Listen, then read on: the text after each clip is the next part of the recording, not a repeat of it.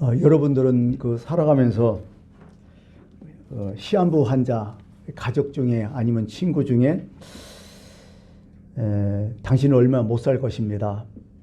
이제 세상을 곧 떠날 것입니다. 이렇게 알리는 일을 해보셨습니까? 참 이거 힘들어요. 얘기하기가. 저는 목회자로서 그런 건 좀 해봤습니다.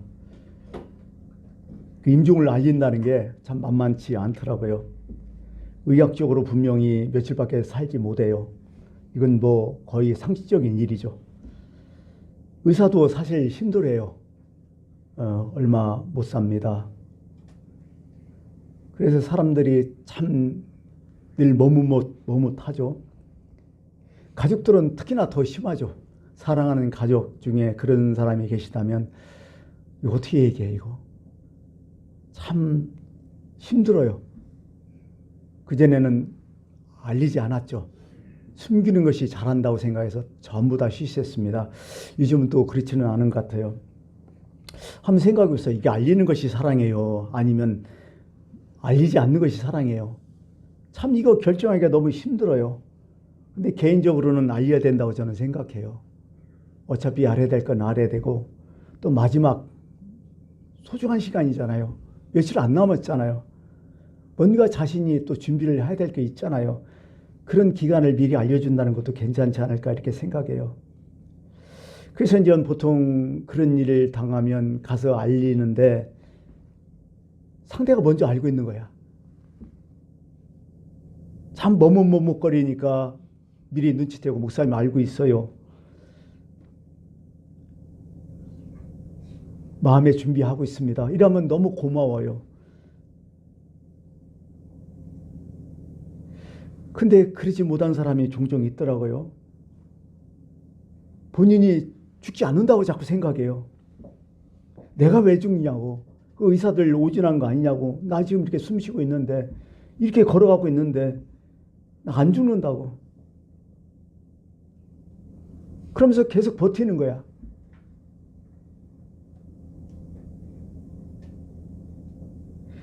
여기에 더 괴로운 일은 이 신앙인들이 또 그런 얘기를 좀 많이 하죠. 하나님이 전지전능하시잖아요. 모든 것이 가능하고 모든 걸 다 하시기 때문에 우선 기도해서 살려주시면 되잖아요. 기도하면 된다며요. 하나님이 전능하시다며요. 왜 내가 왜 죽어요? 이렇게 얘기한단 말이죠. 근데 이제 목회자 입장에서는 그런 생각이 같죠. 하나님의 전능이란 내가 살리는 것만 전능한 게 아니라 내가 죽는 것도 전능 아니에요? 살 사람 죽이는 거, 살리는 거 이게 다 전능 아니에요. 나한테 유리한 것만 자꾸 전능이라고 생각한다는 거죠. 진짜 가장 큰 전능이 뭐예요? 지옥 갈 사람 천국 가게 하는 게 가장 큰 전능 아니에요? 그러면 됐죠. 그 연명 치료하는 게 하나님의 뜻일까요? 죽을 사람 계속 살리는 것도 그 하나님의 전능일까요? 그거 상당히 의문이 들잖아요. 이거 어떻게 해석하겠어요? 나를 하나님의 자녀로 만드셔서 하나님 나라의 시민으로 만들어주신 것,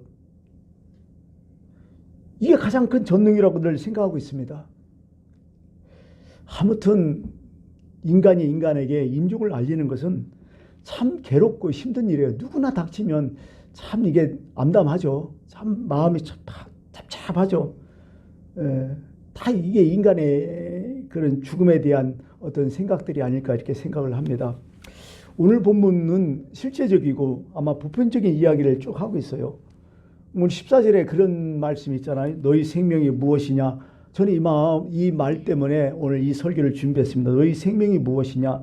너희는 잠깐 보이다가 없어지는 안개니라. 안개와 같다. 잠깐 보이다가 해가 딱 뜨면 그냥 없어진다. 그게 우리들이 아니냐. 이거 좀 받아들이면 좀 살아라. 이런 얘기죠, 성경은. 예. 근데 이게 다 남의 얘기로 생각하는 거죠. 나는 안개 아니야. 뭐 이렇게. 나의 문제로 이게 받아들인 거하고 이게 전혀 다른 거죠. 그 사건이 나의 사건으로 받아들이면 생각이 좀 다르죠. 장식가도 그런 거 하잖아요. 장식가도 우리가 문상을 하잖아요. 남의 장례를 생각했지만 자기 장례 생각 안 하잖아요. 남의 문제잖아, 그건. 내 장례는 생각 안 하잖아요. 이제 여러분들은 부모님이 살아계신 분도 계시지만 돌아가신 분들이 더 많이 계실 거예요. 저도 이제 몇 년 전에, 한 10년 됐나요 벌써? 어머니 돌아가시고 나서 뭐 한편에서는 그런 생각이 들더라고요. 이제 내 차라구나. 이제 내 차라구나. 부모님이 딱 돌아가시니까 그 느낌이 다 오더라고요. 아, 이건 다음은 내 차라구나. 나도 죽을 준비 이제 해야겠구나. 상식이잖아 이거. 시작 있으면 끝이 있잖아요. 여러분 생일날이 있잖아요. 장례식이 있잖아요. 이제 앞으로는. 예. 그래서 오늘 성경은 간단해요. 너희는 잠깐 보이다가 없어질 안개와 같은 인생을 살고 있다. 이거 좀 명심하고 살아라. 뭐 철학자들은 뭐 인생에 대해서 막 여러 가지 얘기를 하죠. 인생은 끝없는 뭐 추구다, 가치 추구다. 삶은 행동하는 것이다. 삶은 힘이다. 어떤 사람은 삶은 눈물이 아니냐, 삶은 수고가 아니냐, 삶은 고난, 이런 말을 쭉 하지만은 여러분, 우리의 삶은 뭐라고 생각했어요, 여러분들은? 내 삶이 뭐라고 생각했어요? 저는 딱 한 가지 생각나는 게 딱 마음에 드는 게 있어요. 내 삶은 하나님의 선물이라고. 진짜 선물이라고 이거. 저 친구들 중에 죽은 사람들 많고 주변에 죽은 사람들 많잖아요. 내가 살아있음을 지금 선물 아니에요? 참 선물이다. 그러면서 내가 지금 살아가는 것은 하나님께서 나를 하나님의 자녀된 온전한 자로 훈련시키는 과정이라고 늘 생각해요. 하나님의 자녀로서 어떤 훈련된 과정이 내가 하루하루 살아간다. 그러고 어느 정도 되면 끝이 있을 것이다. 이런 생각을 하는 거죠. 요즘 시대를 불확실한 시대라고 생각합니다. 이것저것, 이것다 저거다 이제 참 예측이 안 돼요, 다. 그죠? 뭐 예상도 안 되고, 뭐 갑자기 뭐 툭툭 일어나니까요. 모든 우리 기후도 그렇잖아요. 참 이게 늘 세상은 더 불확실한 세대로 자꾸 빠져들어가는 것 같아요. 예상이 안 되는 시대. 예측이 안 되다. 이거다 하면 이게 아닌 거예요, 가보면. 근데 확실히 예상되는 게 하나 있죠. 아, 나도 언젠가 끝이 있다. 나도 죽는다. 이건 확실히 예상하고 예측할 수 있잖아요. 독일 어느 마을에 있는 전설이에요. 믿거나 말거나 이게 안 믿어도 돼요, 사실은. 근데 이제 거기에 전설 하나가 있는데, 그 마을에, 큰 어른이 들어갈 수 있는 큰 컵이 있대요, 이렇게. 거기서 이제 목욕통이라고 얘기하는데, 큰 컵 같은 그냥 그 컵이 하나 있는데, 그 마을에는 특이한 게 뭐냐면, 그 안에 들어가가지고 사람을 돌리면요, 사람이 어떻게 되냐면 자꾸 젊어진대요. 한 바퀴 돌리면 1년 젊어지고, 한 바퀴 돌리면 1년 젊어지고, 자꾸 그런데요. 그러니까 사람들이 막 인해죠, 막. 이렇게 신비스러운 컵이 하나 있는데, 어느 날 이제 할머니가 먼 곳에서 오셔갖고, 나를 좀 오래오래 살도록 좀 도와달라고. 그러면서 나를 많이 좀 돌려달라고. 여러분, 다시 살고 싶은 몇 살로 돌리면 좋겠어요, 여러분들은? 몇 살이 됐으면 좋겠어요, 지금? 아마 사람 생각이 다 다르겠죠? 그래갖고 할머니가 이제 그렇게 요청을 하니까 거기에 있던 이 돌리는 사람이 그냥 돌리는 게 아니라 각서를 좀 쓰시고 서약서를 쓰시고 이걸 돌릴 수 있다고. 그래서 뭐냐고 했더니 거기에 그렇게 써 있대요.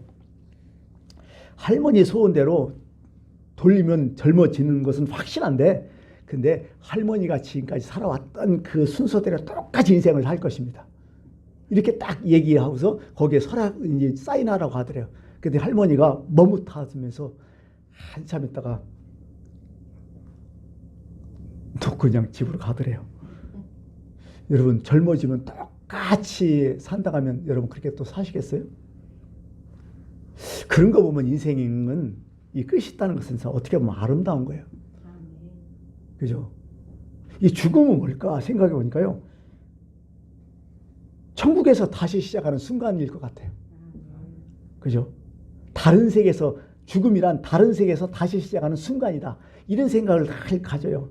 그래서 어떤 분들은 죽음은 축복이 아니냐. 죽음을 축복으로 좀 생각했으면 참 좋겠다. 이런 생각을 하죠. 예. 지금까지 버텨오고 힘들었는데 그거 또 할 거예요? 성경에서 죽음을 어떻게 생각하냐? 특히 성도의 죽음을 어떻게 생각하냐? 시편 116편 15절에 있어요. 그의 경건한 자들의 죽음은 여호와께서 보시기에 귀중한 것이로다. 귀중하게 생각한대요, 죽음을. 아주 소중하게 생각한대요. 현대인의 성경은 이렇게 써놨어요. 여호와께서 성도들의 죽음을 소중하게 보신다. 소중하게 보신다. 하나님은 죽음을 되게 소중하게 보시는데 우리 인간은 되게 무수하잖아요. 이것도 참 밸런스가 안 맞는 것 같아요. 이게 신앙이라면. 어떻게 보면 우리의 죽음을 진짜 내 스스로 하나님 그렇게 하셨으니까 나도 죽음을 되게 소중하게 여겨야 된다는 거죠. 그게 맞다는 거죠, 성경은. 근데 문제는 뭐예요? 끝을 내가 정해요? 하나님이 정해요? 하나님이 정한다고 늘 성경에 나왔죠. 예, 하나님이 정한다. 근데요, 내가 인생을 완성할 때 죽음이 있어요. 미완성 때 죽음이 있어요. 세상 살아가면서요, 모든 사람이 다 완성됐다 이라고 죽는 사람 거의 없어요. 다 미완성으로 죽죠. 어느 순간에 싹 그냥 된다는 거죠. 결국 우리도 미완성 작품으로 다 가는 거 아니겠습니까? 죽음을 알으면 어떡할까요, 여러분? 여러분의 죽음을 알으면 좋을까요, 나쁠까요? 이것도 사실 좀 고민이 되죠. 근데 분명한 것은 나의 죽음을 알으면 유익이 되면 하나님이 알려주셨을 것 같아. 모르니까 더 나으니까 내비 두려운 것 같아요. 주의 재림과 나의 죽음이 어떻게 보면 같잖아요. 예. 사도행전 1장 7절에 재림에 대해서도 좀 얘기하잖아요. 때와 시기는 아버지께서 자기 권한에 두셨으니 너희가 알 바 아니라고. 너의 죽음, 예수님의 재림 너희들이 알 게 아니라 너나 잘해야 이런 얘기죠. 예, 그냥 이런 거 갖고 스트레스 받지 말라. 그거 안다고 해서 더 잘 살 수 있느냐? 글쎄요, 그것도 의무이라는 거죠. 할 수 없다는 거죠. 참 이 죽음이라는 게 불현듯 오잖아요. 순서 없잖아요. 그래서 어떻게 보면 우리 삶의 의미가 그래서 큰 거야. 오늘 이 시간, 이 삶의 의미가 가장 큰 거야. 무엇보다도 더 중요하잖아, 이 시간이. 오늘 본문 이야기 생각해 보면 그런 것 같아요. 가만히 보니까 이 사람이 기독교인이요, 초대교회 신앙인이요, 초대교회 교인이요. 특히 이제 좀 더 구체적으로 얘기한다면 야고보 목사님이 목회하던 교인일 것 같아요. 어떤 집사님일지도 모르겠어요. 그 얘기를 하는 거죠. 이 얘기는 누구나 다 평소 할 수 있는 이야기야. 그렇죠? 이렇게 얘기하잖아요, 이 사람이. 내가 어떤 도시에 가서 거기서 1년을 머물러 있다 장사여 많은 이익을 보리라. 무슨 얘기예요? 내가 지금 가가지고 내가 열심히 돈 벌어갖고 내가 더 크게 봉사하겠다. 내가 크게 더 큰 일을 하겠다. 이런 얘기 아니겠어요? 누구나 할 수 있는 얘기잖아요. 근데 이 성경은 이거 어리석다고 얘기해요. 물론 그 내막을 정확히 우리는 잘 모르죠. 왜 이런 얘기, 야고보가 왜 이런 얘기를 했는지 정확히 모르지만은 뭔가 있을 것 같아, 이런 얘기 한 거 보니까. 근데 한 가지 분명한 것은 사람의 생명은 네 마음대로 할 수 없다는 거예요. 그 얘기를 하고 싶었던 거예요. 1년 동안 돈 벌어오겠다, 뭐하다 헛소리 하지만은 그거 의미 없다는 얘기야. 한 가지 비유가 생각나죠. 예수님 말씀했던 거. 어리석은 부자의 이야기. 누가 보면 12장에 나온 거. 어떤 부자가 정말 농사를 잘 져가지고 너무 막 수확이 너무 많은 거야. 그러니까 창고를 크게 지켜갖고 거기다가 막 모든 농산물을 다 집어쳐놓고 한다는 얘기가 뭐예요? 내 영혼아 이르되 하면서 자기가 자기한테 얘기하는 거죠. 여러 해 쓸 물건을 많이 쌓아뒀더니 평생 먹어도 살 것을 쌓아뒀더니 이제는 평안히 쉬고 먹고 마시고 즐거워하자. 신났죠. 그래서 하나님께서 한마디 딱 하죠. 어리석은 자여 오늘 밤에 내 영혼을 도로 찾으면 그러면 그 준비하는 것이 누구 것이 되겠느냐.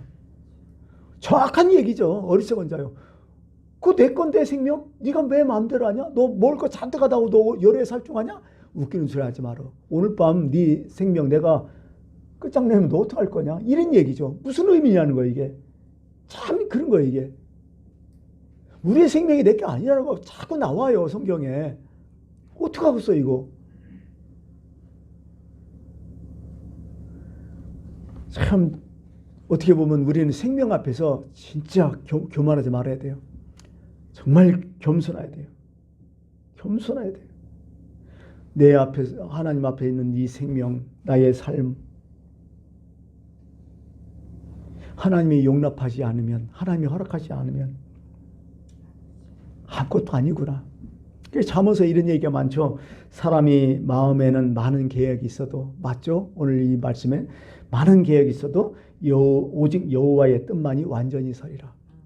하나님 결정이 그것뿐이 없다는 거예요. 뭐 어떡하자는 거예요 지금.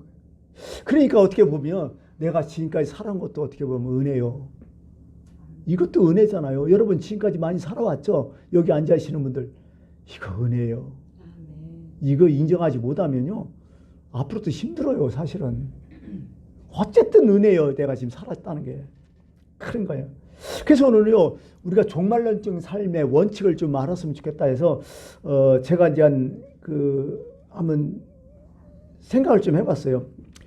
종말론적인 삶의 원칙과 윤리가 뭐냐 생각해 보니까 첫 번째, 그래요. 오늘 이 말씀을 종합해 보니까 모든 것이 하나님의 손안에 있음을 우리는 고백하고 날마다 살자. 15절에 있잖아요. 주의 뜻이면 우리가 살기도 하고 이것이나 저것을 하리라. 주의 뜻이면, 이런 마음으로 좀 살았으면 좋겠어요. 주의 뜻이면. 주의 뜻이면. 이게 겸손한 거예요. 이게 사실은요. 무엇인지 다 한다. 뭐 내가 뭐 한다 많이 얘기하지만은 그것만 알고 있으면 안 돼요. 하나님이 허락하시면 다 할 수 있다. 그래서 사도 바울이 뭐라고 했어요? 내게 능력 주신 자 안에서 주의 뜻이면 내가 모든 것을 할 수 있느니라. 이건 뜻 아니에요? 바로 이런 마음으로 살아간다는 거죠. 여러분 과거에 대해서 자랑할 것이 있어요? 아까 얘기했지만 그것도 다 은혜요. 또한 현재는요. 자랑? 아니, 이 또한 지나가요. 금방요. 자랑? 금방 지나가요. 세 번째, 그리고 미래? 몰라요. 그러니 우리가 자랑할 게 뭐 있어요? 이 세상에서 잘하는 사람들 많잖아요. 잘났다는 사람들 많이 있잖아요. 모세는 딱 한마디 딱 해버리잖아요. 우리의 자랑, 내 자랑은 수고와 슬픔이라고 따져보니까 의미 없어요. 인생이. 뭐 이런 인생을 우리가 살아가는 거죠. 허탄한 자랑하지 말라고 하잖아요. 세상은. 그거 웃기는 거라고. 아무것도 아니라고. 둘째는요. 우리 인생이 세상에서 임시라는 생각을 좀 가지며 살아가는 거예요. 영원한 거 없다. 세상에는. 나그네 윤리라는 거 있잖아요. 나그네적으로 살아가라. 그런 마음으로 살아가라. 나그네는 잠시 왔다 잠시 가는 거잖아요. 영원히 소유하는 거 없어요. 그런 망상이죠. 잠깐 있다 없어지는 거예요. 다. 의미 없다는 거죠. 잠시 임시라는 생각을 좀 갖고 살아라. 이 세상에서는. 세 번째는 죽는 연습 좀 해라. 이 얘기요. 그것도 잘 죽는 연습.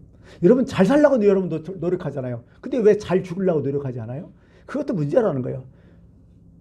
잘 죽는 것이 잘 사는 거예요. 사실은. 무슨 의미 있어요? 제가 이제 한 10수년 전에 어떤 특별한 수련회에 한번 참석한 적이 있었어요. 수련회 딱 갔더니요. 거기는요. 목회자 평신도 그 구별이 없어요. 완전 계급장 다 내려놔. 그냥 그 사람인 거예요.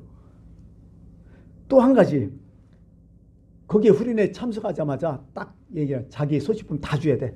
시계, 휴대폰, 뭐 이런 거 다 세상까지 잔들이야. 시계도 단절이야. 그러고서 며칠 동안 있었냐면 4일 동안 있었어요. 뭐 프로그램도 상당히 다양했고 좋았는데 지금 가장 마음에 떠오르는 게 하나 있어요. 그때 그 시기에 뭐냐면 아무것도 그냥 세상과 딱 단절하고 아무것도 없잖아요. 시계도 없잖아요. 거기서 시키면 시키는 대로 하는 거야. 시계 없으니까요. 이게 날짜 계산이 어떻게 보면 헷갈리는 거예요. 때로는. 이게 몇인지도 잘 모르고 날짜도 모르고. 이대로 살면요. 그런 생각이 없어요. 이대로 살면 삶과 죽음이 하나로 연결되겠구나. 그죠? 우리가 시계를 있으니까 거기에 끝이 있고 처음이 있고 이렇게 얘기하는 거지. 시계가 없으니까 시간이 없으니까요. 삶과 죽음은 하나라는 생각이 번쩍 들었어요. 그때.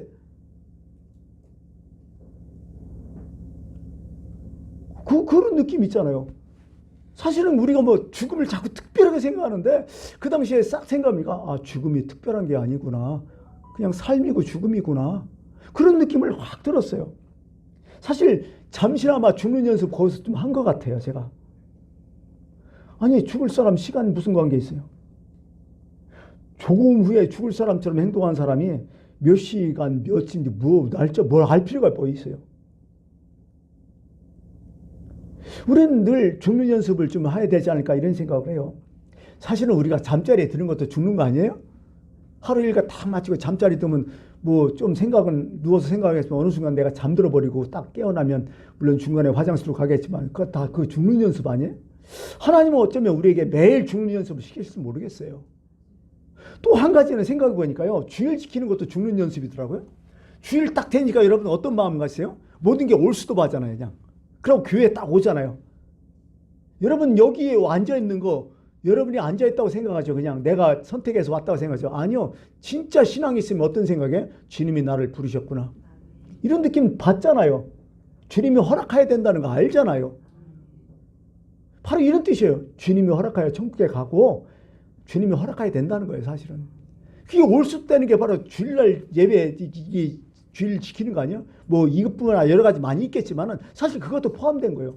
그러니까 어떻게 보면 이 세상 돌아가면서 살아가는 것은 죽는 염소는 우리 참 많이 하고 사는 것 같아요. 근데 우리가 인식하냐 안 하냐 그게 좀 다르겠지만요. 우리는 어떻게 살아야 돼요 도대체 그러면? 곧 갈 사람처럼 살았는데 우리는 어떻게 살아야 돼요? 거기에 대해서 이제 어떤 요한 웨슬레 종교개혁자 요한 웨슬레가 있잖아요. 그분이 원래 성공의 신부였잖아요. 그 당시에도 신부였었어요. 어떤 청년이 웨슬레한테 물어요. 신부님, 만약에 신부님이 오늘 밤 12시에 돌아가신다면 하나님께서 부르신다면 지금부터 무엇을 하시겠어요? 그렇게 딱 묻는 거야. 요한 웨슬레는 아무 생각 없이 그렇게 얘기해요. 지금까지 살아온 대로 살지 뭐. 하던 일 그대로 할 거야 나는. 이렇게 얘기하더래요. 이게 맞는 얘기 아니에요? 오늘 마지막 아니면 내일이 마지막 하면 호들갑 떠는 사람이 지금까지 잘못 살았던 거야 사실은. 그냥 이대로 살지 뭐. 새삼스레 어떻게 하면 종말론적 윤리가 여기서 나타나는 거죠. 그런 마음으로 살아라는 거야. 근데 여러분에게 또 일생에게 질문을 또 하죠. 여러분 지금 이 상태에서 여러분의 생이 끝나도 상관없어요? 아쉬움 없어요? 뭔가 찝찝한 거 없어요? 그냥 죽는다면 뭔가 미래는 없어요? 괜찮아요? 그럼 여러분들이 그건 해결해야죠. 그렇게 그런 것을 해결하는 마음으로 살아가는 거야 성경은. 그래서 로마서 13장 11절에 뭐예요? 너희가 이 시기를 알거니와 자다가 깰 때가 되었으니 이제 우리의 구원이 처음 믿을 때보다 가까웠습니다. 이건 단 한 가지 초대교회 성도들의 마음이었어요. 항상 이게 그 당시에 야고보 목사님이 이렇게 한 것도요. 그 당시에 어떻게 보면 주의 재림, 임박한 재림 그런 사상이 아주 초대교회는 그냥 세팅돼 버렸어요. 마음속에. 성경에 그대로 바뀌지 않고 그대로 기록되어 있어요. 어떻게 보면 지금까지 주님의 재림이 2000년 동안 안 오셨잖아. 참 이것도 답답한 거예요. 재림 곧 온다고 성경은 계속 얘기하는데 지금까지 안 온 거예요.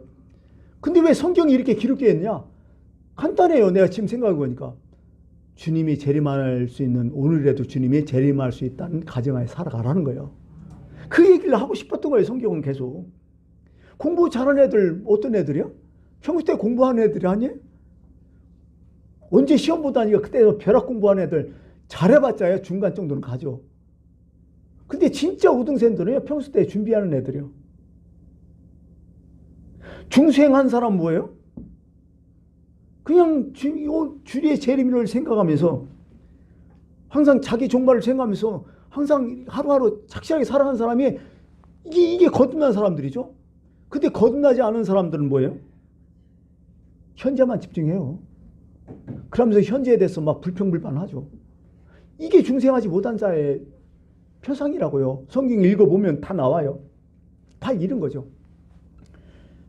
그 구약의 열왕기 17장에 보면 사르밧 가부 이야기가 나오잖아요. 갑자기 왜 이야기가 나오냐면 말씀을 듣다가 뭐 그런 생각을 해봤어요. 이 얘기는 그래요. 이스라엘에 엄청나게 몇 년 동안 큰 흉년이 들었어요. 사람들 다 굶어 죽어가요. 저 주변 사람들이. 하나님의 사람 엘리야 선지자가 하나님의 부름을 받고 이제 사렙다로 이제 가는 거야. 사르밧은 어디냐면 두루와 시돈 이방 지역이에요. 이스라엘 지역도 아니야. 이방 지역이야. 사실 이 여인이 이방인인지 아니면 유대인인지 알 수는 없지만은 하여간 유대인이지만은 이방 지역에 가서 사는 사람일지도 모르겠어요. 하여간 그 지방에 가요. 그 지방에 딱 이르렀을 때 한 과부가 나뭇가지에 죽고 있어요. 그래서 사르밧이 그 과부에게 물어요. 뭐 하고 있냐고. 그랬더니 과부가 이렇게 얘기하죠. 주변에 있는 사람들 다 죽어가는데 우리 집에도 마지막 한 움큼의 밀가루 남았다. 그래갖고 지금 나무를 주워가지고 밀가루를 반죽해가지고 이거 마지막 먹고 내가 우리 아들과 같이 죽으러 간다. 그러면서 마지막 최후의 만찬을 하려고 하죠. 그제 엘리야 선지자가 뭐라고 해요? 야, 그러지 말고 그 떡 나한테 달라고. 다만 그 떡을 나한테 주면 하나님께서 이 기근이 끝날 때까지 먹여 살려주실 거라고. 이렇게 얘기해요. 자, 그러면 이제 공은 누구한테 왔어요? 과부한테 온 거예요. 선지자한테 이 마지막 한 조각 떡을 줄까? 아니면 선지자 말을 들을까? 이거 진짜 스트레스 받을 거예요. 왜? 지금 자식이 있잖아요. 나 굶고 죽는 것은 좋은데 나 자식이 죽는다면 어떻게 하세요? 이거 쉽지 않아요. 아브라함, 이삭 바치는 심정이 어떻게 보면 그거 아니에요? 사르밧 과부는 어떻게 결정했어요? 엘리야 선지자의 떡을 주잖아요.